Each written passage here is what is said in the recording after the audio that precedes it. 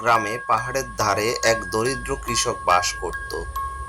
তার একটি ছোট্ট বাড়ি ছিল এবং সে বাড়িতে সে একাই বসবাস করত। দরিদ্র কৃষকটি ভুট্টা চাষ করতে খুবই পছন্দ করত, কিন্তু সমস্যা হলো তার ভুট্টা জমিটির পাশেই ছিল এক গহীন জঙ্গল। সে জঙ্গলে কিছু দুষ্ট বানর ছিল। বানরগুলো তার ভুট্টো ক্ষেতটি প্রায় বিনষ্ট করত।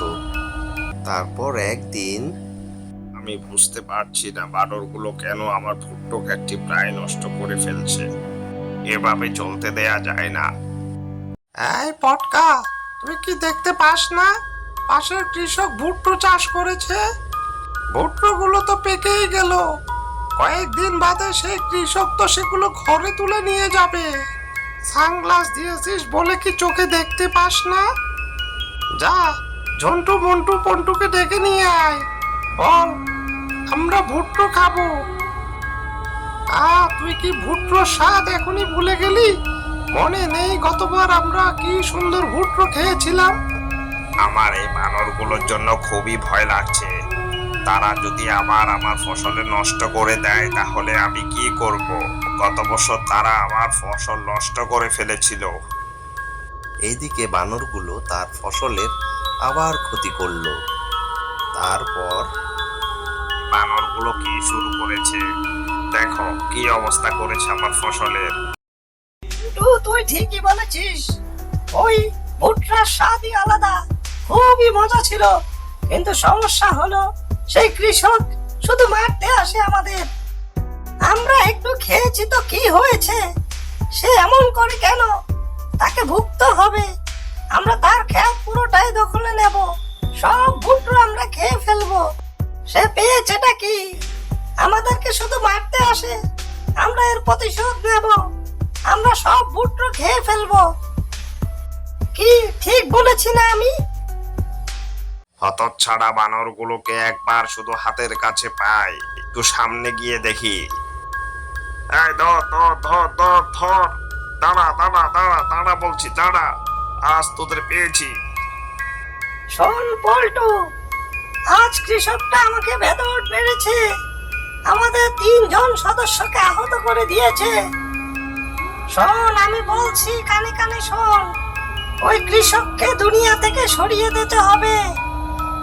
শোন, ঝোলটুকে বল কলা পাতা নিয়ে আসতে আর একটা বড় পাথর নিয়ে আসতে। তারপর সেগুলো সে ভুট্টো ক্ষেতের পথের ধারে রেখে দিতে বল।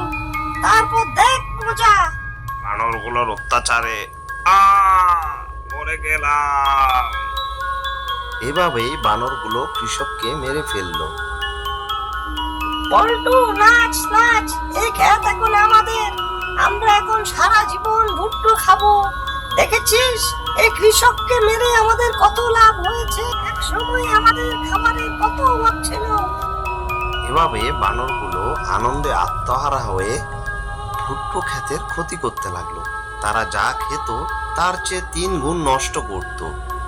তারা ভাবতো তাদের এই খাদ্য ভাণ্ডার কখনোই শেষ হবে না, কিন্তু এক সময় তাদের অপচয়ের কারণে সেই খাদ্য ভাণ্ডার শেষ হয়ে গেল। অবশেষে বানরগুলো তাদের ভুল বুঝতে পারল, তবে অনেক দেরি হয়ে গেল। বন্ধুরা শোনো, কৃষককে হত্যা করাই আমাদের বড় ভুল ছিল। কি আমরা তাকে হত্যা না করতাম তাহলে কৃষক বারবার ভুট্টো ক্ষেত করত, আর আমরা সামান্য তাড়া খেলেও বারবার ভুট্টো খেতে পেতাম।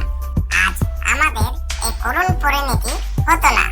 কৃষক প্রতিবারই ভুট্টো চাষ করত, বছরের পর বছর চাষ করে যেত। আমরা বছরের পর বছর ভুট্টো খেতে পেতাম। আমরা কি করলাম? আমরা আমাদের লোভের কারণে আমরা কৃষককে হত্যা করলাম। আমরা ভেবেছিলাম কৃষককে মেরে ফেললে এই ক্ষেতের মালিক হব আমরা, আর এই ক্ষেতে যে পরিমাণ ফসল ছিল আমরা আমৃত্যু খেয়ে গেল তা শেষ হবে না। এখান থেকে আমরা শিক্ষা পেলাম, কারো যদি অঢেল সম্পদ থাকে আর সে যদি তা বসে বসে খায় তাহলে তা একদিন শেষ হয়ে যাবে। আর কখনোই বেশি লোভ করা ঠিক না। বন্ধুরা, তোমরা কখনোই এই শিক্ষা ভুলে যেও না। তোমাদের জীবনে এই শিক্ষা কাজে লাগিও। আমাদের মতো বোকার মতো এই ভুল করো না। আজকের মতো বিদায় নিলাম। ভালো থেকো তোমরা। ও হ্যাঁ, আরেকটা কথা, বন্ধুরা, কখনোই অপচয় করো না। অপচয় করলে একদিন বিশাল সম্পদ শেষ হয়ে যায়। ঠিক যেমনটি এই ভুট্টো ক্ষেতটি শেষ হয়ে গিয়েছে শুধু আমাদের অপচয়ের জন্য। আমরা যা খেতাম তার চেয়ে 3 গুণ অপচয় করতাম। বন্ধুরা, তোমরা অপচয় করো না। অপচয়কারী শয়তানের ভাই। তোমরা অপচয় করো না।